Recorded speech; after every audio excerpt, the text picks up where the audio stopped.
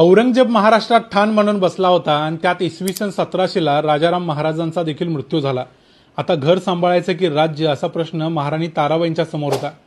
त्यावेळी ताराबाईंनी औरंगजेबाला युद्ध थांबवण्यासाठी एक तह करण्यासाठी विनंती केली, पण मस्तीत असलेल्या औरंगजेबाने हा प्रस्ताव धुडकावला।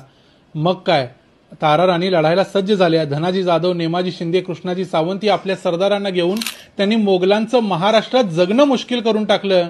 तेव्हा 1704 साली औरंगजेब स्वतःच ताराराणींच्या समोर याचना करू लागला तहासाठी।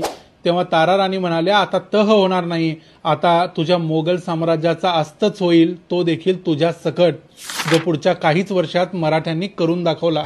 छत्रपती महाराणी ताराबाईंचा आणि मराठ्यांचा हा रोमहर्षक इतिहास जर तुम्हाला वाचायचा असेल तर मी लिहिलेलं हे अजिंक्य ताराराणी हे पुस्तक जरूर वाचा।